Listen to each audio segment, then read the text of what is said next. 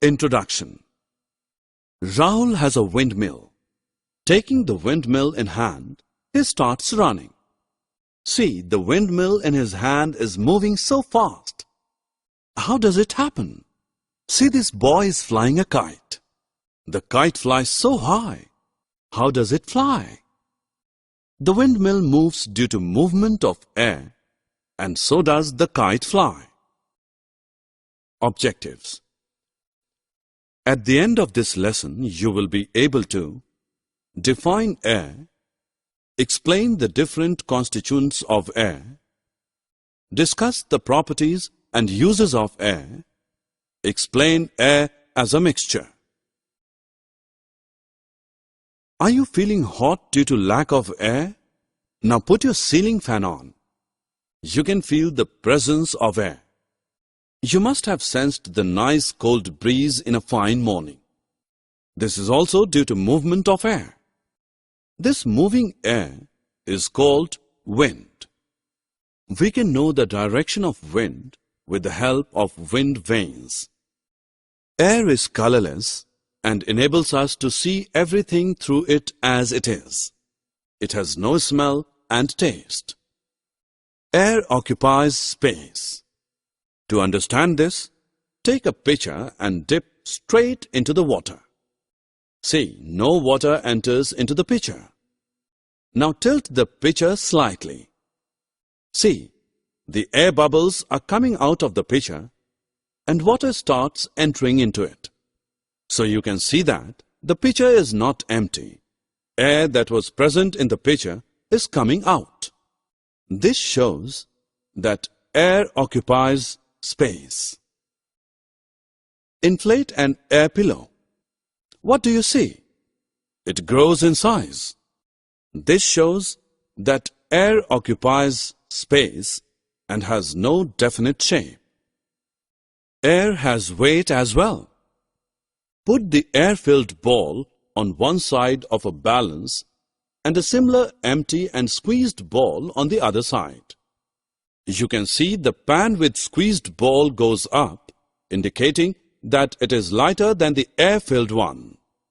Now take two empty test tubes and place a balloon over the mouth of each bottle. Put one test tube in a pan of hot water and the other one in a pan with ice. Observe carefully. The balloon on the test tube in hot water begins to inflate. This is because the hot water heats the air inside test tube and the ice cools the air in the other. When air gets warm, it expands and rises, which inflates the balloon. On the other hand, cool air contracts, causing the other balloon to shrink. This shows that air exerts pressure. Take a cylinder fitted with piston. Press the piston inward. You can compress inside the cylinder, so air can be compressed. Tick the incorrect statement. What is air made up of? Air contains nitrogen, oxygen, carbon dioxide, and other rare gases. You can see from this table that nitrogen has the largest share, then oxygen, then some rare gases, and finally carbon dioxide has the least. Water vapor, smoke, and dust are present in very less amount. Do you see that air is a mixture of different gases? When you take out a water bottle from the freeze, some water droplets appear on the outer surface of the bottle. Where do the water droplets come from? Is water leaking through the bottle? No, it's not the case.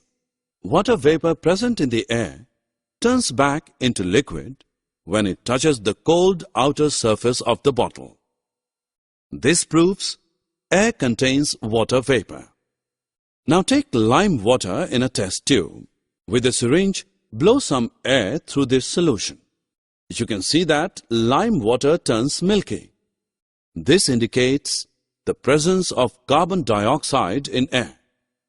Put your torchlight on while walking through a dark place. you will see tiny shining particles moving in the beam of torchlight. These are the dust particles present in air. All these activities bring us to conclusion that air is a mixture of gases and dust particles. Match the correct pairs. Summary. Let us summarize what we have learned. Air is found everywhere. Air is invisible, colorless, odorless, and tasteless. We can feel air. Air occupies space but have no definite shape. Air has weight, can be compressed, and exerts pressure. Air is a mixture of nitrogen, oxygen, carbon dioxide, water vapor, and few other gases. Smoke and dust particles are also present in air. Oxygen supports burning and is essential for all living organisms.